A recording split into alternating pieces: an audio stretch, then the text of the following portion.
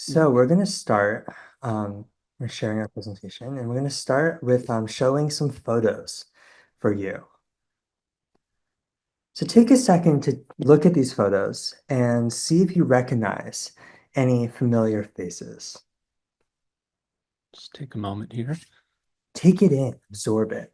Maybe Um, this guy is familiar in the bottom left with that kind of bowl cut. He was not known for this haircut towards the yeah, end, but his clothing evolved over time. He's not wearing a black turtleneck in that photo. But the night was October 9th, 1984, and it was the birthday of a nine-year-old boy by the name of Sean Lennon. You might know his dad, John. And a young entrepreneur by the name of Steve Jobs was invited to this party last minute. And he took the opportunity to bring a special gift to this birthday boy. So he rushes into this apartment in New York City with an early version of the Macintosh for Sean Lennon. But like Steve Jobs, like he always does, he's an opportunist, and he took the opportunity to present this gift in front of other party guests. And in this photo, he is demonstrating an early version of Mac Paint on the Macintosh to artists like Kenny Scharf, Andy Warhol, and Keith Haring. The reason why these photos are so impactful to us is we've been noticing that a lot of people haven't really seen these photos before, and I think they're so powerful to just see this major cultural moment. But what's really special about this moment is that they didn't leave this room and start screaming and being scared that their room was on fire, that this new technology was being presented to them. They were curious and they were open. So they left this room and they applied it, right? They used this tool in their creative processes to discover things that they had never, a new uncharted territory for them.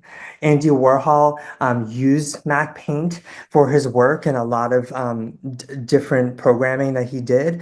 And as you can see in the left corner, that was an actual design that Keith Haring did in the moment when he learned this technology for the first time. And as you can see, that looks like a Keith Haring piece. And I think an important idea to highlight here is that it's not just about the tool, it's the vision and the ideas behind the tool, because that image is a Keith Haring piece, but he used that tool to just, approach it in a different way. and this is something that consistently happens throughout history, which is there's some technological shift, there's new tools that are created, and with these new tools, some people embrace it, some people keep to the old ways, that's fine. But often with these new tools, people end up redefining what art and creativity is. And that doesn't mean that creatives shouldn't ask questions and challenge new things. That's very important for society to continue going in a productive way. But we're just encouraging you and other creatives or even professionals that are interested in in approaching things in a creative way, just to be open and curious and see if you can use new tools in your workflow. You never know. And every workflow is specific to that person and that industry and how you approach things. But we're just asking, maybe look at something in a different way. So with new tools, you often find there's a real historical cycle to when new tools come out. So there's often some backlash. So you might have seen this quote in the Atlantic, which is, a renowned uh, newspaper magazine that talks a lot about art and culture, about how AI lacks, there's something where it has just a very like there's just a mechanism at the bottom of it. It's not artistic. There's not really innovation there and human creativity. Um, and this quote I just showed you is actually a lie. That's not what the quote was. This is actually a quote from 1855 about the invention of photography, from a journal called The Crown, which was a big art magazine back in the 1800s and 1900s. It's a really interesting article here. There's a lot of parallels that you see just with it's kind of the same criticisms that get um, levied at new technology. Uh, they're basically saying, at the end here, you can see they talk about how photography will never be, as artistic of a form, um, greater than engraving, which is just a process of, copying. Uh, but obviously, the public's perception of photography has changed since then. And now photography is accepted as a legitimate art form. Um, After analog photography came digital photography tools. People went from the dark room to Lightroom and Photoshop. And then these new tools faced criticism. But as much as we are going to be talking about AI and love to talk about these new tools, we're really interested in what you can make with these tools, the art there. So regardless of both of these images demonstrating something called dodging and burning, which is where you're able to make certain parts of the image darker or brighter. One is done in by hand in a dark room. One is done digitally in Lightroom. Our focus is really on how you can use these tools to push storytelling forward. So zooming out a little bit, who are we? We got that a little bit in our introduction, but we are a production studio based in New York City, and we specialize in all types of production, specifically for brands in the luxury space and fashion space. And we're a social first agency. And we relate to that Steve Jobs photo that we showed in the beginning because of their openness and curiosity and their passion to blend different worlds. I come from a traditional media background.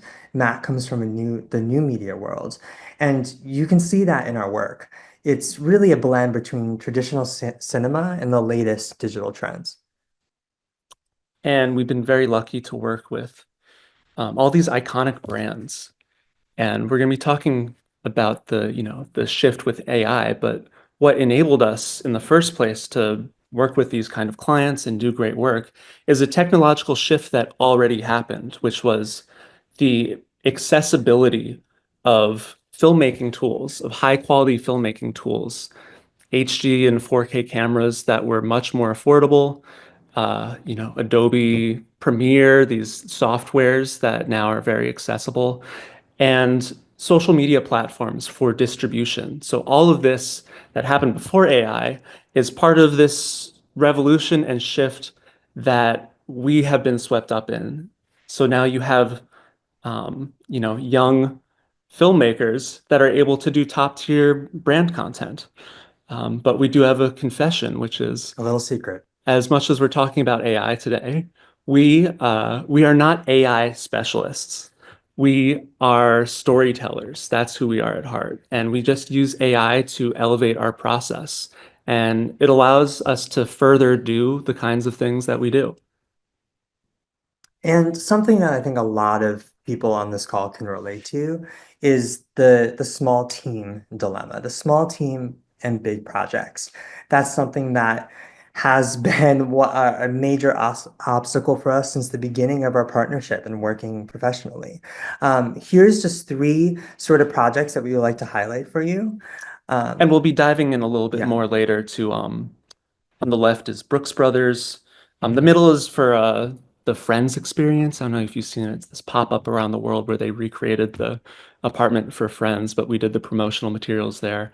And then on the right is Vince Camuto, which we'll be really diving into from the beginning to end of our yeah. production And the process there. photos below these videos are highlighting the team. So Brooks Brothers, it was three people. Friends, it was two. And Vince Camuto was a large campaign for us. And we had the luxury of having around 20 crew members, which was amazing. But we often don't always have those resources. And that's why, these AI tools that we're going to talk about a little bit and how they affect our workflow, as well as LTX Studio that we'll show with our pre-production process, is very integral in how we overcome certain obstacles. Especially with the 20 people on that team. There's 20 people on production, but it was really just the two of us for pre-production. So that's especially where we'll talk about that in a bit about where AI helps us. Oops. So we were able to do this and have sustainable processes for these large projects by using AI as a creative co-pilot. So what does that mean? What is the concept of using AI as a creative co-pilot? And let me break it down to you. So I have another confession that I'm going to add to Matt's, is that we all have strengths and weaknesses, and compared to our other skills, executive functioning and organization and all that stuff is not a huge strength compared to other of our creative strengths that we do in terms of production. And sometimes like we do them well, but sometimes it takes our focus away from really the high level creative concepting and executive planning and leadership that is very time consuming in its own right, that we want to be focused on. So creative co-pilot is really a second assistant, another team member, sometimes even like a full team, it could feel like, that can really expand the resources that you have in order to free up energy for other things. It really functions like a second brain, and it allows you to dream bigger and to work on larger projects than you can ever imagine with the support and foundation that's behind you. Sometimes it could even feel like you have a whole research team at your disposal, which could be really great. And like Matt said, even when you're working with a larger team, you have to communicate your vision to that larger team. And sometimes that communication takes a lot of work to organize and put together. And these tools really help us do that in very time efficient ways. So let's look at an example of how I recently just did this. So I'm currently working on a project for a brand who is requesting a social first, so a social show, a narrative social show, which is sort of on cutting edge. A lot of brands are doing this, starting to do this. We're seeing a trend on social media happening. Shows that are optimized for social media, that are short and can maintain viewership. It's also very tricky. So my two inspirations for the show was two HBO shows you might know and enjoy and watch yourself, Hacks and High Maintenance. They're two different shows. If you watch both of them, there's some similarities, but also like I don't think you would think of the other show when you're watching them. So I was preparing for a creative concept meeting with the team and the client, and I came to this realization an hour before the meeting, and I knew that I had these great ideas, but they were jumbled. I needed to organize them in a very time efficient way. So I went to ChatGPT and I gave that in the prompt. I said, I gave them the context. This is the type of show I'm trying to do, and I want to pull from these shows. So it gave me this comparative sort of analysis, breaking down certain elements like the camera style and character arcs and stuff like that, and really laid out to me, which is awesome and super helpful, but it wasn't enough. I looked at this and I was like, okay, this is great, but I need something that's even more compelling visually for me to look at it faster, understand it quicker, and then also communicate that in a very effective way. So I prompted it to put it into flow charts and separating them into similarities and differences. So it broke it down for me, and outlined it in very specific ways and using color and categories. That was really great. And then I just took that, I put it right into my presentation and showed it to them. But again, I wanted to even take another step further, which was like, I'm like, great, take these similarities and differences, and can you propose to me what certain core themes of this show will look like, which they gave me this. Really succinct, 3 bullet points that I was able to read, understand, put it in my presentation, and then use the remaining time to work on visuals and storyboards and use LTX to kind of visualize stuff instead of taking more time with research and sort of getting my ducks in a row. I was able just to hit the ground running way faster. And so this is just one example of how we use AI, but we use it for so many other things. We use it to add visual flares. Here we have just a moment. This is like 1 second from a video where we're able to just turn that bike into a million other things to just have something really compelling and interesting and keep people's attention. Similarly to what Jacob was talking about with being able to focus on high level creative, we often record meetings, have different AI platforms transcribe the audio, take notes, come up with action items for our meetings afterwards to then send to whoever we were talking to and for ourselves internally. Um, one of our coordinators here, Charlie, did not have a headshot photo for our website. And the funny thing with a lot of these tools is actually we have the skill set already to do high level photography. A lot of people come to AI and they're able to, generate video and do all these things that they didn't have the skill set for. If she was in New York, we could have got her in a studio and taken a nice photo of her. But she was remote in New Orleans. We took different pictures of her and put them through an AI platform to generate this headshot, which then looked better on our website and matched our headshots. And then here, we're going to go a little bit more into detail later on. This is from our Vince Camuto campaign, but you're starting to see AI integrations into all sorts of other platforms. So a lot of times there is a horizontal photo that you want to be vertical for social platforms. And so generative fill, this is in Photoshop, has been great for changing aspect ratios for clients. Once again, kind of the what I was mentioning where we have the skill set to delete. I don't know if you can see in the middle, it's playing as a GIF here, but we had a light that you could see the reflection of, as well as on set, and this is a good reminder, you should always wipe down and clean the windows before you take photographs. But there are some smudges all over, which is not very professional looking. And we could have spent a lot of time in Photoshop, just manually pulling from other places in the image to get rid of those smudges. But now with generative fill, especially, it's just so much faster. It really makes the process quicker to get rid of those things, clean up images. And we'll talk a little bit more about Vince Camuto later, but pitch imagery. So we are often coming up with creative concepts that are a little bit more unique and innovative. And oftentimes with pitches, things might fall through. So you don't want to spend uh, too much time involved in processes where this is a perspective thing that might not actually turn into a full show. This is for a show that did not get picked up, but we were pitching to Sweet Green, and we had this concept that was a little bit unique, and we were not going to find images of, as you can see, this was my prompt here, um, you know, some middle-aged women with a nice young lad eating salads with like a warm vibe to it. And we can just generate that quickly and add this to our pitch deck. And we cut our losses a lot with, it just saves us a lot more time and resources when those things don't work out.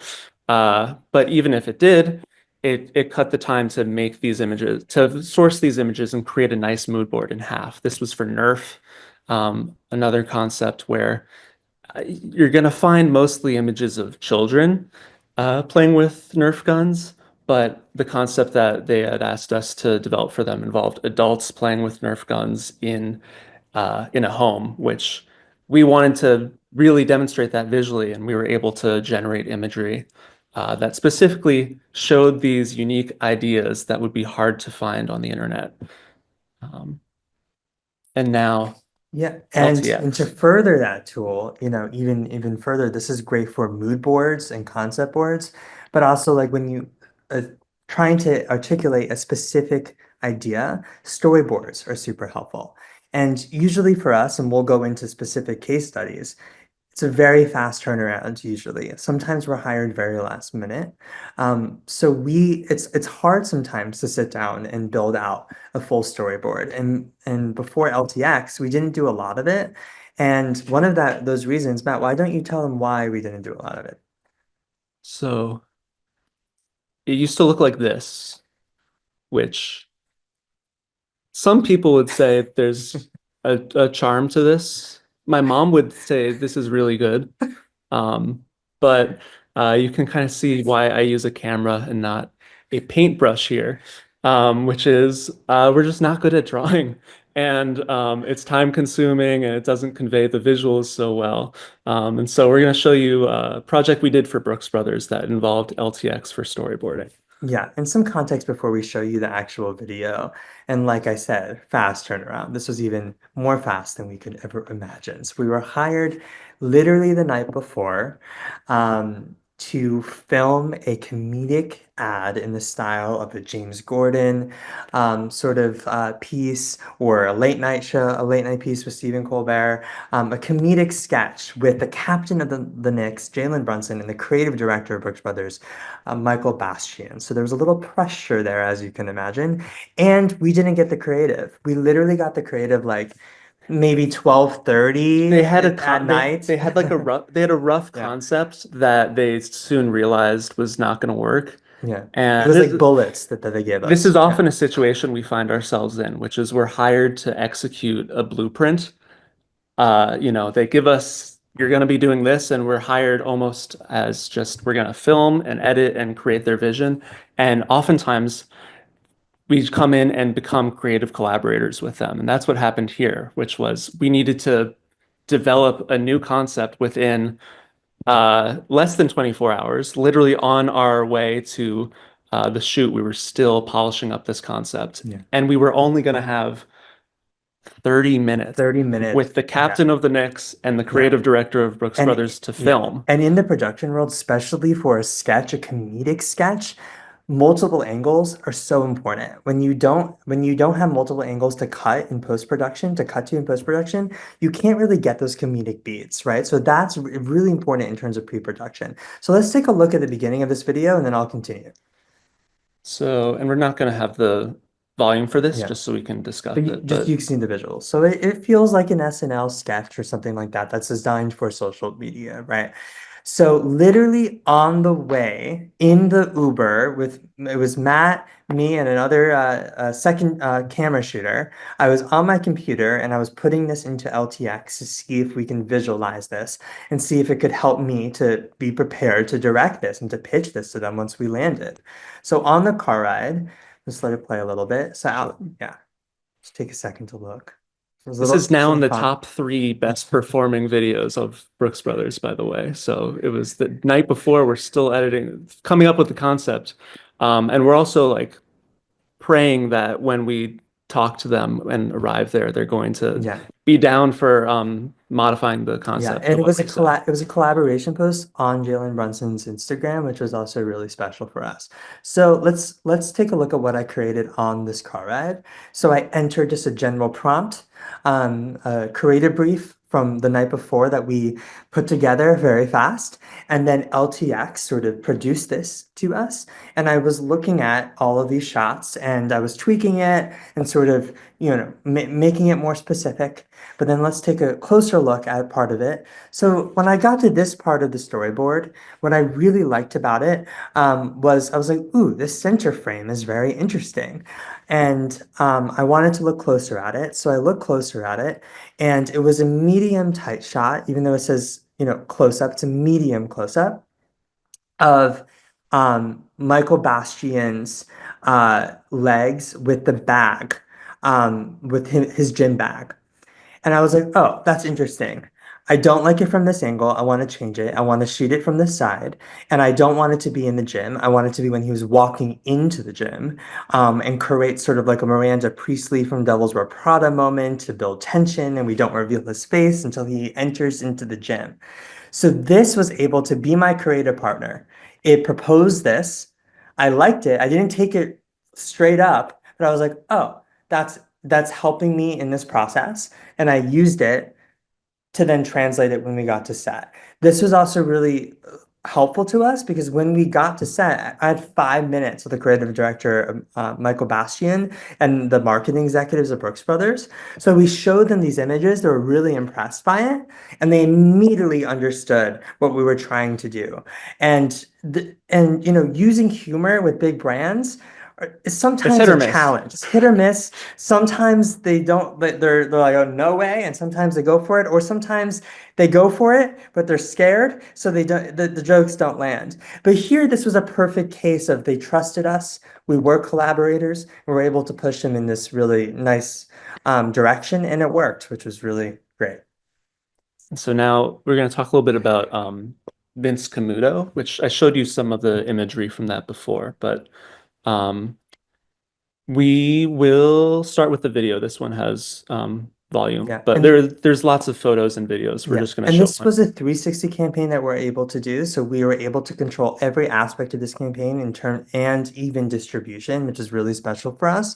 And we were able to collaborate with Gia Giudice, who is an influencer in America. And you might know her from the Real Housewives of New Jersey.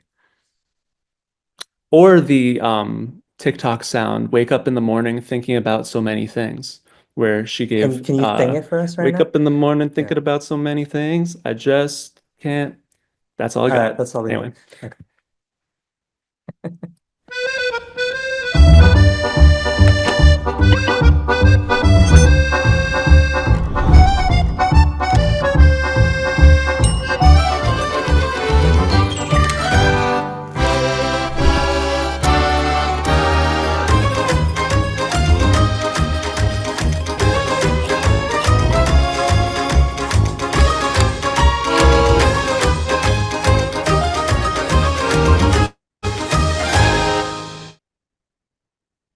That was one of the videos from our Vince Camuto campaign.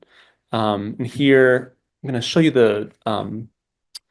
the concept deck in a moment, but uh, starting from the beginning of the campaign, um, we use a lot of AI generated imagery to help envision, um, the specific concepts that we have in mind. So let me just switch over to the deck real quick, just to give you a sense of, What the atmosphere was and kind of the world that we were yeah, creating because we were owning this entire campaign. So this image is actually AI generated, this opening shot.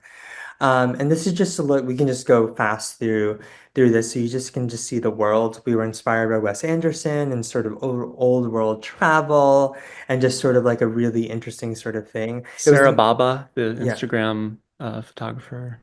Yeah, it was important to us that we didn't ha do a traditional influencer campaign where they're like, hey, now I'm eating this pizza. Take a look, and this is where I am. We wanted it to feel a little bit more elevated and cinematic, but also super accessible.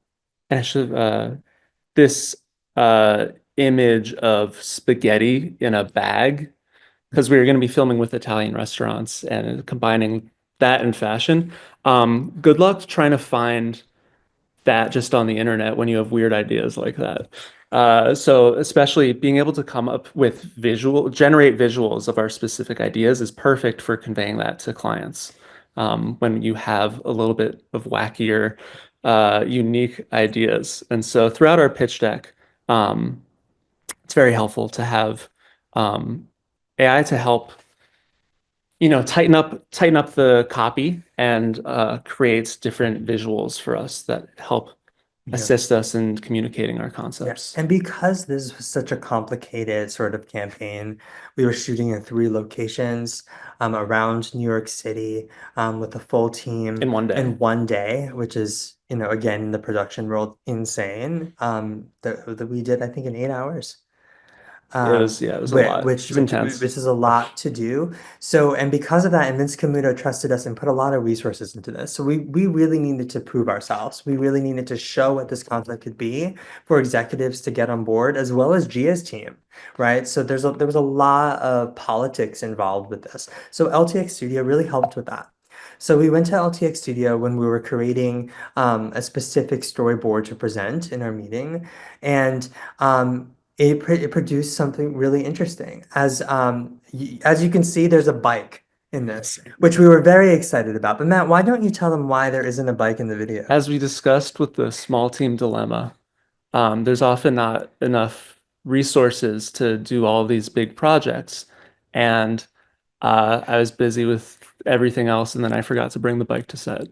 But that's part of the creative process. you adjust on the fly Adapt. and adapt. But that's just part of without these tools, it just would not be possible to accomplish these Yeah. things just as a duo in terms of the organization and creative development and all of that. So let's take a closer look at this board and how, again, it was used as a creative copilot for us. So I was looking at this slide and I was really inspired by one specific image in particular, which was um, the AI generated image of Gia go pointing. There's a part in the video where she points to what she wants. That wasn't a specific image that wasn't in my head at the time, but when I saw that, I was like, "Ooh, super interesting." But I didn't want to just film it, traditionally and then cut away to the case. I wanted it to be still in the world, the style that we were going for. So we added a whip pan.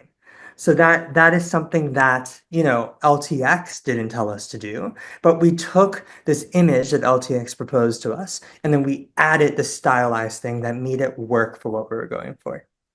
So there's a lot of just back and forth with AI as a creative co-pilot, as another person to be a backboard to bounce ideas off of. It's a process that really evolves, and there's a back and forth and an evolution to it as you're developing these concepts, as well as communicating ideas using it.